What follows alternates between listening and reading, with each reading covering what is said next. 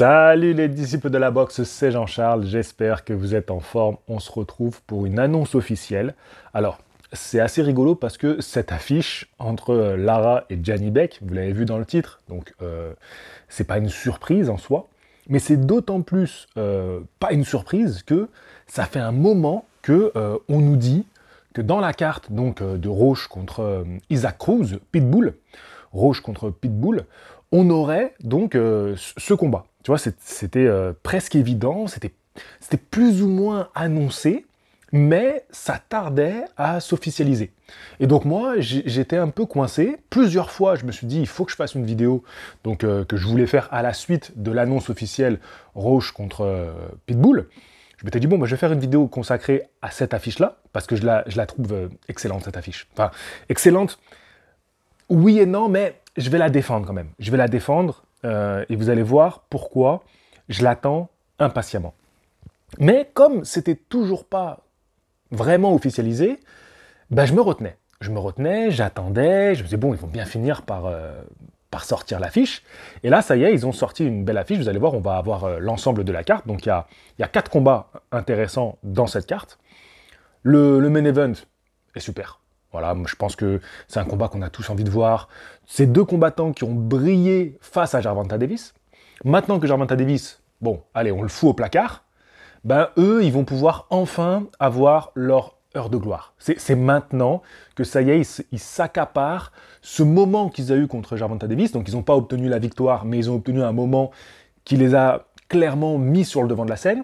Donc qu'il soit main event, il n'y a aucun problème pour moi. Maintenant, dans la carte, on va avoir donc Jannie Beck, le redoutable Jannie Beck, contre Lara. Alors, ce qui fait que cette affiche m'intéresse particulièrement, cette carte m'intéresse particulièrement, c'est que Jannie Beck, déjà, il est numéro 1 de la catégorie des poids moyens. Donc, à partir du moment où on est des amateurs de boxe anglaise, quand un boxeur numéro 1 mondial d'une catégorie boxe, on est au rendez-vous. Déjà, ça, pour moi, c'est d'une évidence même. Alors, c'est vrai que dans les petites catégories, on va avoir peut-être un petit peu plus de mal, il faudra un petit peu tirer, mais là, on parle des poids moyens, une des catégories les plus emblématiques historiquement, le numéro 1 boxe, on est là, on note sur l'agenda 9 décembre, d'accord? C'est noté, on va regarder ce combat-là. Et ce qui m'attire aussi dans cette affiche, dans cette opposition, c'est qu'il est opposé à Lara. Donc moi, Jannie Beck, aujourd'hui, je le considère comme l'un des 10 meilleurs boxeurs pound for pound. Ça, c'est une chose. Et Lara, c'était un de mes boxeurs favoris il y a une petite dizaine d'années, tu vois, un petit peu moins. Je crois que j'ai remis d'ailleurs cette vidéo en public de mes boxeurs préférés de l'époque, tout début de ma chaîne. Donc ma chaîne, elle a 10 ans aujourd'hui. Donc ça remonte. Et moi, Lara, c'était un de mes boxeurs chouchous à l'époque. Tu vois, aujourd'hui, je parle de mes boxeurs chouchous. Tu vois, Bam Rodriguez, tu vois, Dmitry Bivol, voilà, ce sont mes boxeurs chouchous. Et ben à l'époque, moi, c'était Erislandy Lara, le cubain. Je kiffais Erislandy Lara. Donc de sa boxe, hein. Après c'est vrai que c'est pas le plus spectaculaire, un peu à l'image d'un Bivol, c'est pas le plus spectaculaire.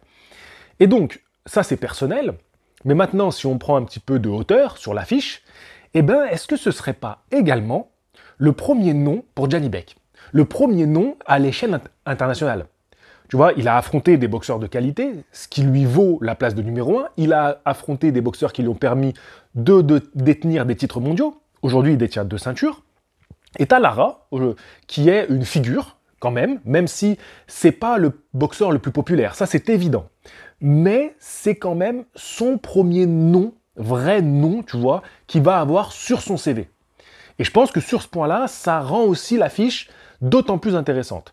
Ce que Jannie Beck veut, et ça, il ne s'en cache pas, suivez Jannie Beck sur Twitter, il va vous régaler, il va vous en donner pour votre argent, c'est-à-dire gratuit, parce que c'est gratuit de s'abonner à un compte sur Twitter. En fait, lui, il affiche clairement ses ambitions. Voilà. Si vous n'aimez pas les boxeurs qui parlent, eh ben, n'allez pas voir Jannie Beck. Jannie Beck, c'est clair et net, il dit « moi je veux qu'on me donne les meilleurs ». Et clairement, c'est un boxeur qui les mérite. Sa mission actuelle, il veut... Alors à un moment donné, il voulait Canelo, c'était compliqué, maintenant Crawford. Donc lui, il est en mission, et il a bien une idée en tête, c'est de rassembler les ceintures, et ensuite d'appeler Crawford à l'affronter. C'est son idée affichée. Il a déjà 2 ceintures. Lara, au-delà d'être son premier nom à son CV, qui donc le rendrait un petit peu plus légitime aux yeux de Crawford, je dis pas que Lara aujourd'hui, va lui permettre d'avoir une opposition. C'est pas ça ce que je dis, c'est ce que représente l'affiche en termes de marketing, on va dire ça. Comment on va mettre en avant Janibek? Parce que Janibek, aujourd'hui, mérite d'être plus mis en avant, de par les qualités pugilistiques qu'il a. Et Lara détient une ceinture. Ce qui rend ce combat d'autant plus intéressant que c'est une unification entre deux champions. Et il est temps, même si j'aime beaucoup, j'ai une affection pour Lara, aujourd'hui moins, mais j'ai une affection pour Lara, il est temps que Lara nous rende cette ceinture. C'est bon, rends-la à la boxe. Parce que ça suffit. Mec, t'es un dinosaure, tu dors avec la ceinture, ta dernière défense de titre, c'était à plus d'1 an contre Danny Garcia, gars, c'est quoi ça? C'est quoi cette affiche qui... on a l'impression qu'on s'est trompé dans la date de cette affiche. On voit que c'était en 2024, tu dis maintenant, attends, c'est 2014, là on est en 2014, on est revenu 10 ans en arrière, c'est pas possible. Danny Garcia, il vient de faire son dernier combat, d'ailleurs professionnel, il a gagné à Brooklyn chez lui par KO. J'ai juste vu le KO, encore son fameux crochet du gauche. Pour moi, Danny Garcia, c'est l'un des plus beaux crochets du gauche que j'ai vu de la boxe, les combats que j'ai vus en direct. Parce que, bien sûr, les plus beaux crochets du gauche, je te cite Frazier, sans aucun problème, je te cite Frazier, qui a un crochet du gauche exceptionnel. Mohamed Ali on a payé les pots cassés. Bref, je m'éparpille comme d'habitude. Mais ce que je veux dire, c'est que Lara, c'est bon, il est temps que... Voilà, il fait sa dernière grosse affiche, il prend un gros chèque, et basta. Et basta, tu vois. Moi, ce que je souhaite, et c'est clairement pour ça aussi que je vais regarder ce combat-là, et c'est pour ça que c'est bien que la carte soit sympa, parce que si c'était que ce combat-là, ce serait sympa, tu vois, je serais content, mais j'aurais du mal à vous vendre la carte. Là, je peux vraiment vous vendre la soirée, parce que vous allez voir qu'il y a un autre combat, qui est pas piqué des hannetons. Il est très sympathique. Donc, Janibek qui va prendre une 3e ceinture. Après, il y aura Carlos Adams. Pareil, Janibek, il est en mission, il le veut.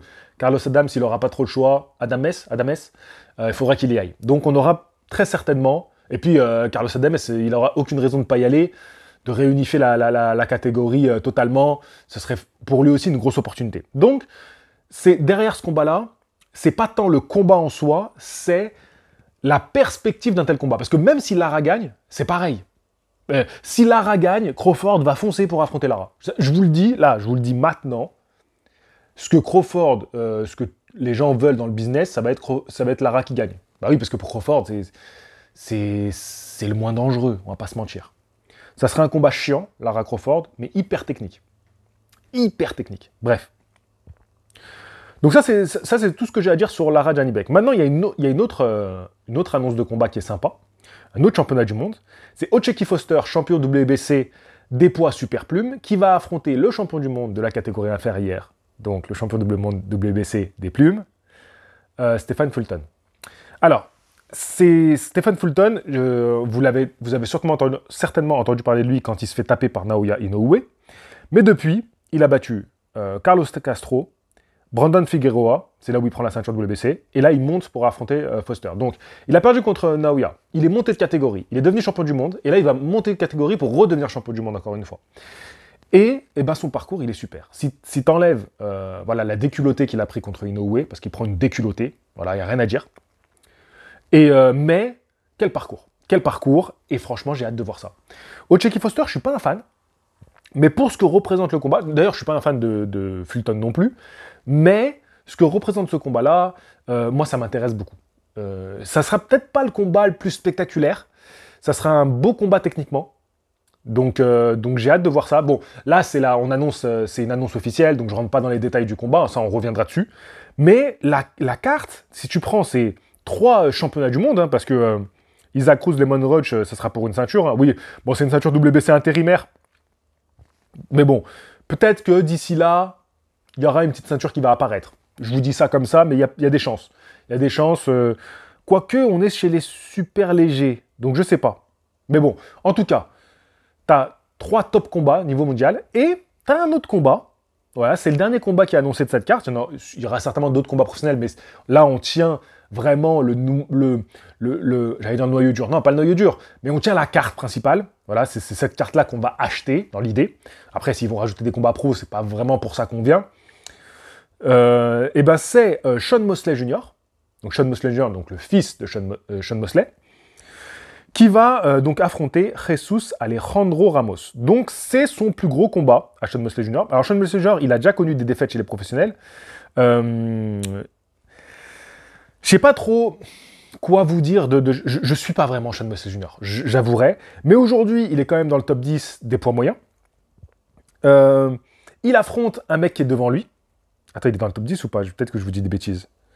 Alors, attendez, il est considéré comme inactif aujourd'hui, mais en tout cas, il prend un top 10. Voilà, il est top 8, son adversaire. Donc, excusez-moi pour ce petit bug. Donc, c'est un gros enjeu pour lui, ce combat-là. Clairement, est-ce qu'il va pouvoir être prétendant au titre, au prochain combat? Alors, c'est pas ce qu'on souhaite, parce que je vous l'ai dit, on espère une réunification totale. Mais en même temps, peut-être qu'il y a donc 1 ou 2 combats, mais encore faut-il battre Jesus. Il faut battre Jesus, ce qui n'est pas fait du tout. Donc, Jesus Alejandro Ramos Jr., il faut le battre. Et lui, il n'a qu'une défaite. Je vais voir ça, les gars. Contre Erickson Lubin. Et oui, Lubin qui va combattre Ortiz Jr. dans 2 semaines. C'est dans pas longtemps. Ouais, même pas 2 semaines, dans 10 jours, c'est la semaine prochaine. Voilà, donc j'en ai fini avec ma petite fiche. Pour finir, moi je suis très content de cette affiche. Franchement, en ce moment, voilà, depuis quelques mois, il y a ce débat, la boxe est morte, blablabla.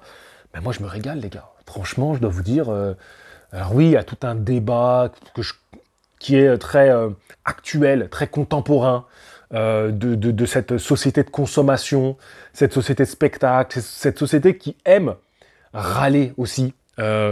Pourquoi je te dis ça? C'est un peu le ressenti que j'ai, parce que en ce moment, je me bouffe un maximum de critiques sur Kaamelott, et je me rends compte de ce besoin qui est presque viscéral des créateurs de contenu, du public, d'être dans cette négativité, en tout cas de chercher le plus possible de négativité et de la déverser. Je ne dis pas qu'elle n'existe pas. Voilà, je ne te dis pas que Kaamelott est un film parfait. Loin de là. Mais, en fait, encore une fois, il y a toujours une critique qui doit être remise dans un contexte. Qu'est-ce que tu juges? Qu'est-ce que tu analyses? Et du coup, par rapport à ce que tu juges, ta critique va être à un certain niveau, tu vois. Et donc, je me rends compte qu'il y a ce besoin, j'ai ce ressenti-là, j'avais cette idée-là ce matin, donc je le place ici, que vous remarquerez que souvent, généralement, on va avoir donc des retours, des commentaires ou des analystes qui vont avoir un besoin d'aller pousser, c'est pas chercher, c'est pousser et mettre en avant du négatif. Ça peut être après un événement, ça peut être après un combat, ça peut après l'issue d'un combat. Il y a ce besoin et ça revient incessamment qu'il faut chercher du négatif. Tu vois, il faut chercher ça, créer de la polémique, mais souvent de la polémique sur quelque chose de négatif. Donc j'avais un peu cette idée en tête, et moi je me disais, mais... Alors je comprends, tu vois, par exemple, moi je ressors un petit peu, je titille. Regarde, je vais prendre mon exemple. Là, je te fais une annonce sur ce combat-là, je suis allé titiller par rapport à Lara. Je suis allé titiller par rapport au véritable équilibre d'un tel combat. C'est vrai. Forcément, dans mon discours, ça critique un petit peu le boxing business, avec un Gianni Bek qui est évité et qui n'a pas les plus gros combats.